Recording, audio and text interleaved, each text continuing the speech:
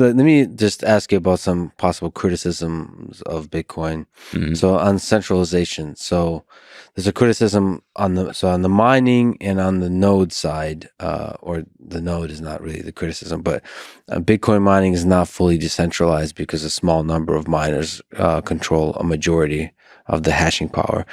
I looked it up. There's 10,000, 15,000, whatever the number is, of computers that have that are full nodes, that have the full, that are actively connected to the network. So you could argue that's decentralized because it's global, it's all across the world. But the miners, they're still, it's more centralized. So if you're thinking of making a case for Bitcoin being decentralized, do you worry about the miners being somewhat centralized? Is the nodes the important thing to think about? Yeah. And what number of nodes counts as centralized and not? The nodes are what matters because the nodes are what determines Bitcoin's consensus parameters. I think the best way to think about it is that miners simply sell a commodity to the nodes, and that commodity is Bitcoin blocks. So what a miner does is they solve the proof of work problem. So they keep operating their computers until they can get a solution to the problem. And then they attach that to a bunch of transactions and present it to the nodes for the nodes to ratify and approve it. So therefore, I strongly recommend people learn about the 2017 block size war to understand why miners don't control Bitcoin. I discussed this briefly in my Bitcoin Standard, but there's a recent book that discusses this in detail called The Block Size War by Jonathan Beer. It's a great description of, in 2017, essentially the miners thought that they could control Bitcoin. There was one mining company that produced the majority of the machines that were on the network, and they and their allies had a control of the machines that were out there, and they controlled the majority of the hash rate. And they thought that they could change Bitcoin's they could change Bitcoin's block size, which is a tiny little detail, technical parameter. It's not even all that big of a deal for the economics of it. But they thought that they could pass this change, they could force this change on the network. And the members of the network rejected it, and they weren't able to do it. So the nodes are what is sovereign. The nodes are what determine the rules of the game. The miners are a service provider. The miners invest capital up front. They buy the machines, they buy the electricity, they buy the storage, they buy the locations, they pay the rent, and they invest all of that money based on the idea that if they behave according to what the nodes want, the nodes will reward them with Bitcoin. So the miners are in no position to dictate terms for anyone. They've put up their capital up front, and they will only recoup it if they do what the nodes want. So therefore, what really matters is the decentralization of the nodes. So you want to have as many nodes as possible. You want to have a system where there's a large number of nodes, and this is of course the biggest problem with other digital currencies, is that because basically Bitcoin has cornered the market on a digital currency. The only way that you can really get traction is to generate a whole bunch of buzzwords about we're doing this and we're doing that, and so other digital currencies are optimized for bells and whistles and buzzwords. And that means adding a computational load, which makes the nodes bigger, harder to operate, and therefore you have a very small number of nodes. In fact, very few digital currencies are keen to publicize how many nodes there are, and they don't have full nodes in the true sense. And it doesn't even matter how many nodes they have, because de facto, you can spin up 1 million nodes tomorrow on AWS. Doesn't really matter. What matters is de facto, do the nodes dictate the rules of consensus? And the fact that with most digital currencies you can have hard forks very frequently and they can change the supply all the time means that there's a small group of people who agree amongst themselves how to move forward. Yeah, so you threw in a few criticisms of altcoins there, but so one is the small group. That one we could talk about. It's a tricky one, and we talked about that with Satoshi Nakamoto. But the other one is small number of nodes. So to push back on that, as computational power increases, you can argue that enables more and more cheap computers to serve as nodes. So at least it paints a future where nodes are always increasing because computational power is always increasing and getting cheaper and cheaper and cheaper. So at least there's a hope for the future for greater and greater decentralization on the node front. Yeah, but I mean, ultimately, again, it doesn't really matter how many nodes you have if you have if the way that the currency is run is that you're going to have a hard fork every few months, which is the case with most other currencies. Bitcoin is the only one that's not have a hard fork. Basically, the unique thing about Bitcoin, in a technical sense, is that you could get the original software that Satoshi himself ran in 2009 to start the network, and you could run it today, and it would sync with the blockchain. There's one bug you need to fix.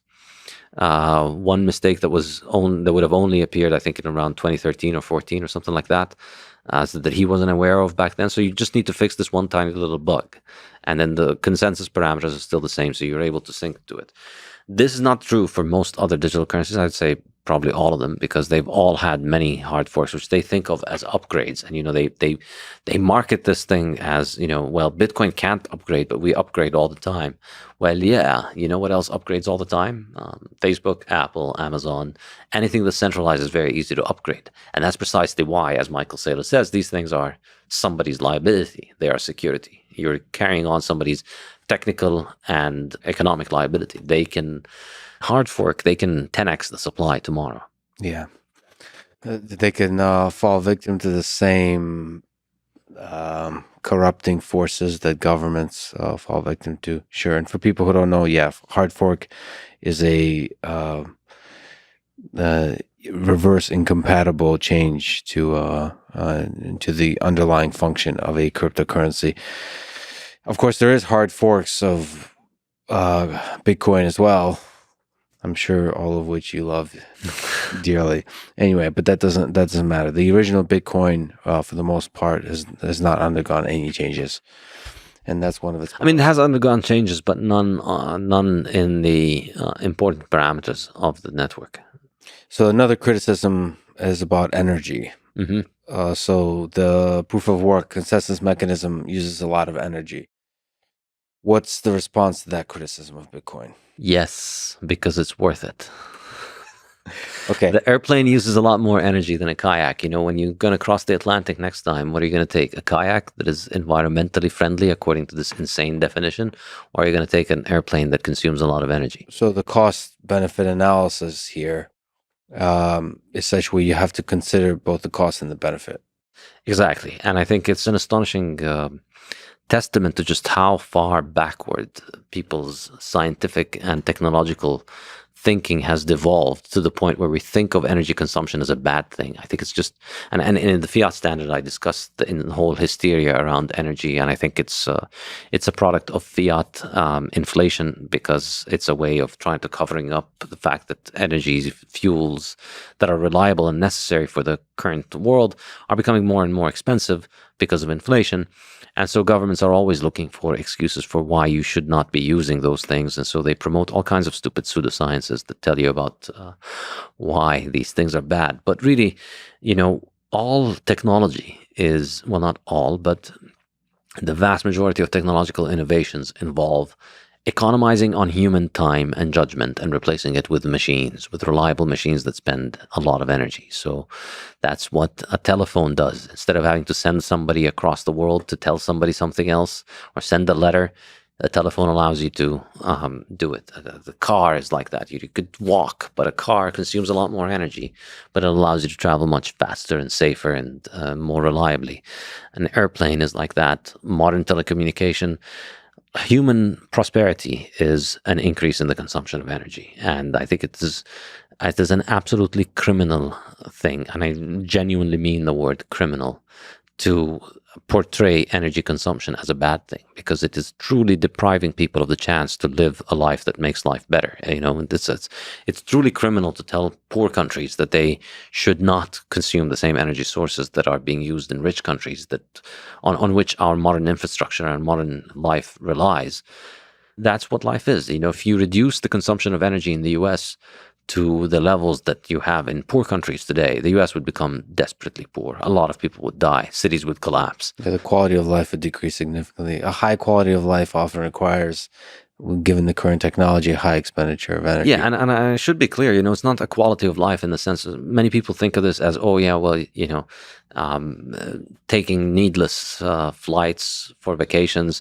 No, these are the cherries on top of the cake. But the substance of the cake and the real benefits of energy is the fact that children, premature babies, survive in countries that have reliable 24-hour cheap electricity.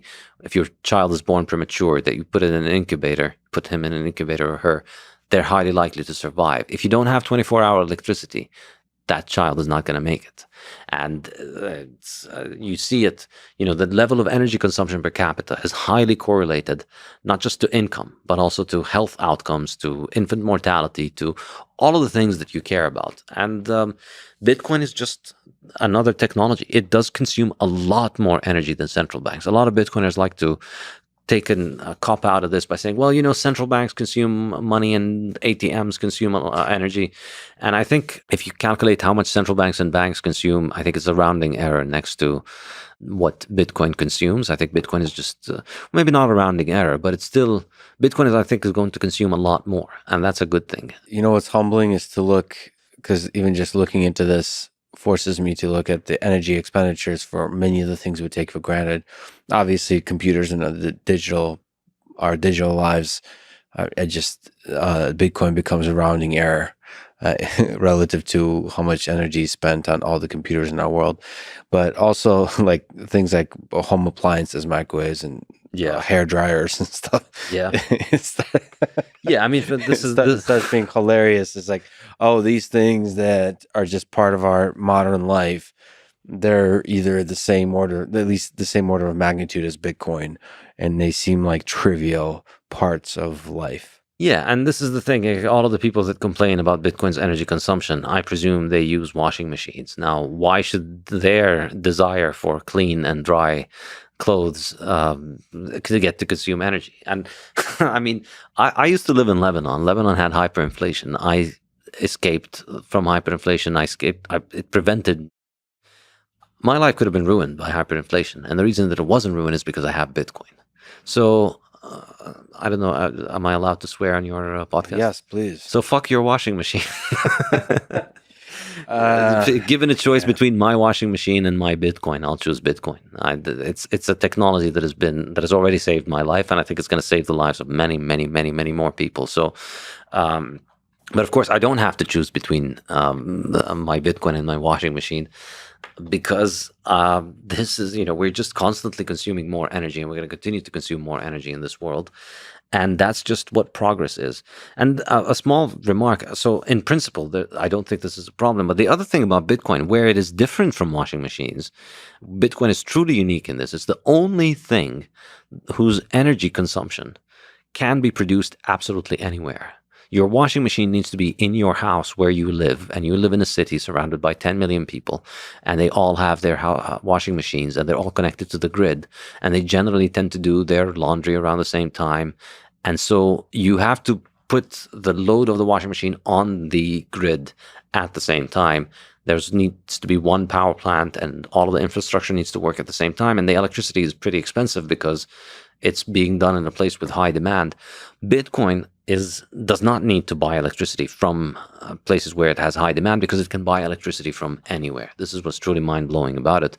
You can buy, what you need the electricity that you need for mining can be done anywhere. So you can mine, you can have a waterfall in the north of Canada, 300 miles away from any population center. There's water falling, there's energy. You can put a hydroelectric dam there, and then you can use that energy to operate the miners. And then the miners just need a satellite internet connection. And effectively, you're selling that energy that is isolated to the grid. And because of the way that Bitcoin functions, because of the difficulty adjustment, the only profitable miners are the ones who can get cheap electricity. Basically, if you're mining at grid cost, if you're mining at around, the average electricity price in the world is around 14 cents. If you're mining at 14 cents in Bitcoin, you're most likely not going to make it. If you're running your miners at 14 cents, because everybody could mine at 14 cents. And so what happens is, if everybody's mining at 14 cents, 14 cents stops being profitable. And then only the people mining at a lower price are profitable. So that's why Bitcoin mining is not competing with your washing machine. And this is the absurd thing about this kind of energy scarcity viewpoint, where, oh no, it's a catastrophe, Bitcoin is taking all the electricity, as if the electricity is just one fixed pie that we all have to share and fight over. And this is how I keep making fun of these stupid headlines they put out, where Bitcoin's consuming more electricity than Portugal. All right, well, maybe we should shut down Portugal then. What the hell has Portugal given us? But yeah, so to go back to the original point on Portugal, Energy. energy.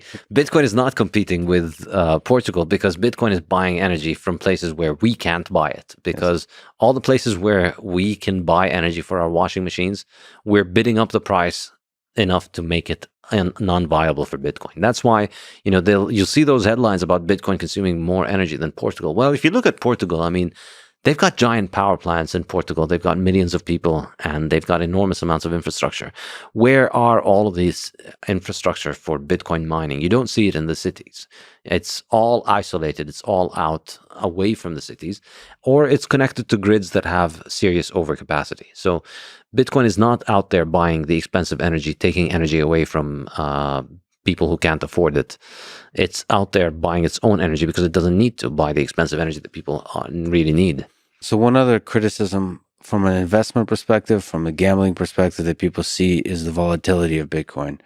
Of course, that's been somewhat decreasing over time, but what's your answer to the sort of criticism that Bitcoin is too volatile? I want to stay away. It doesn't seem like a safe place for me to invest either short-term or long-term.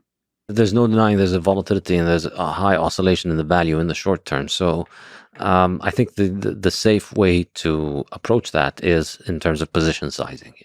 If the volatility bothers you, then you're overinvested perhaps. So maybe you should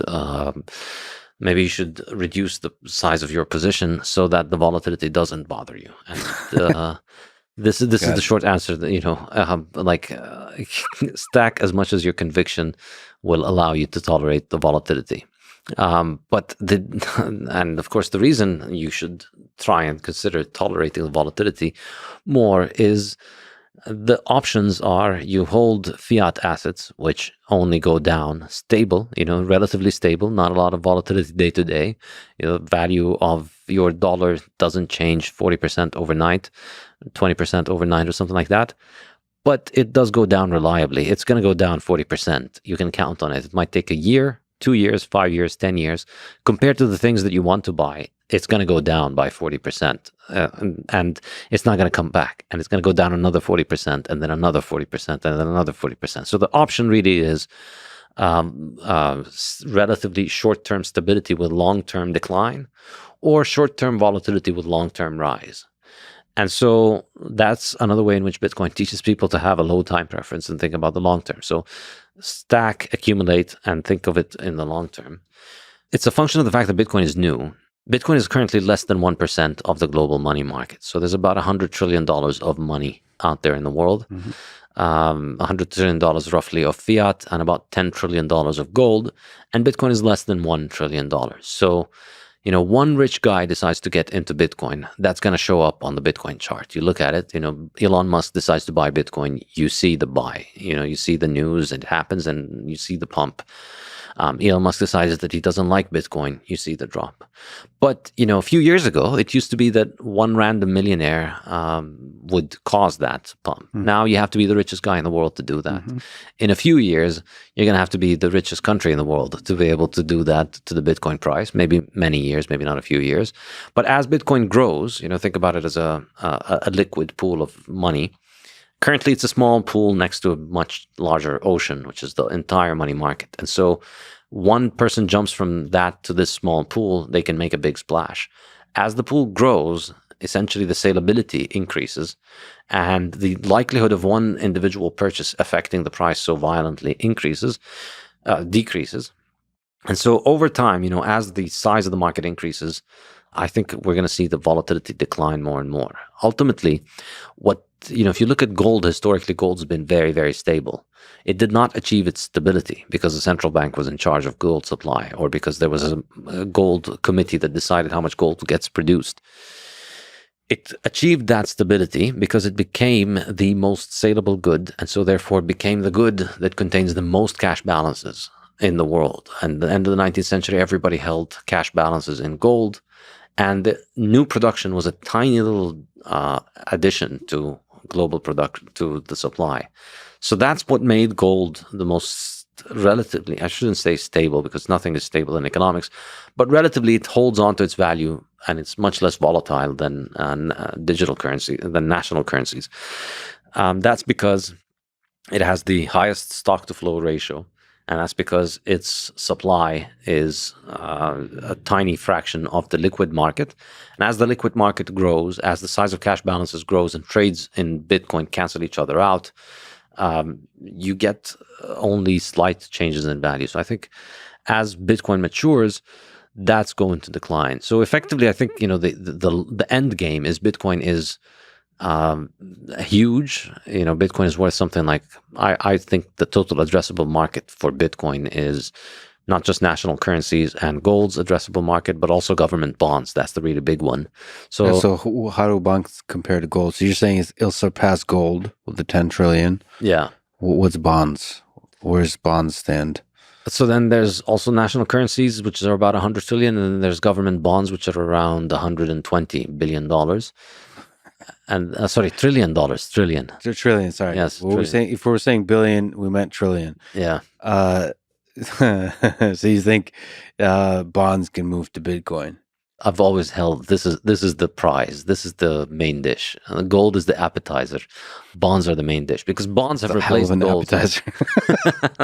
Yeah, I mean, bonds have replaced gold in people's portfolio. People, you remember when we were saying gold was you'd hold it as a saving, as the secure part of your portfolio, and then you take risk with the equity. Currently, people do that by holding a part of their portfolio in bonds. That's the part that they treat as their saving account. And then the rest they use for not speculation, for investment, in which they take risk. Yeah, speculation. And that's stocks and equity and other high-risk assets.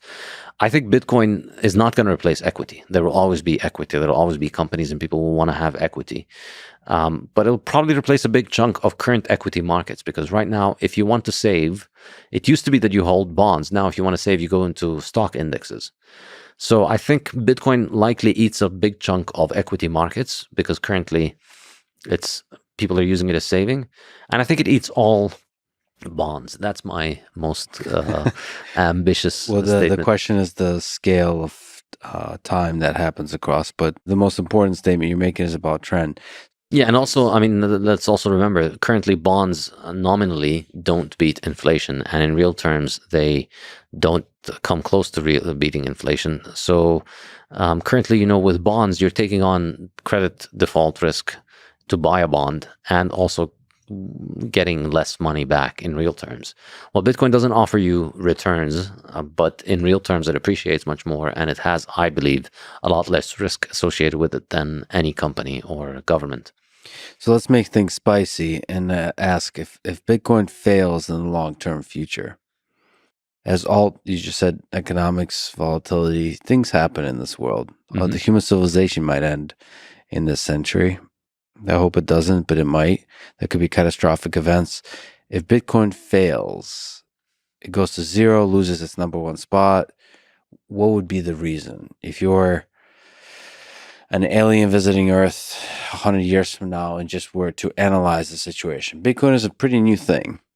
So the possible trajectories of how the world evolves together with this new monetary technology is nearly infinite. So if it fails, one of those trajectories surely involves Bitcoin failing. What would be the reason? I think the most likely reason that it could fail, I don't think this is likely in general, but I think it is the most likely of all the unlikely things that could destroy Bitcoin, is governments go back on a gold standard. Oh, interesting. So they make, in your view, a better decision than the current system, just not the best decision. Okay. Yeah. I thought you would go much darker. But so that's, yeah, okay, interesting. So maybe because of Russia, because of China and so on, because of the current war, they might reconsider the power that America holds because of the monetary, because of being the primary currency, and they'll start thinking about going on a gold standard. Yeah, but it would also require the US and the Europeans and everybody to want to join in this system and sing kumbaya and play nice with each other around the gold standard. I think, given that gold already is about 10 times larger than Bitcoin, so it has a first mover advantage. Yes.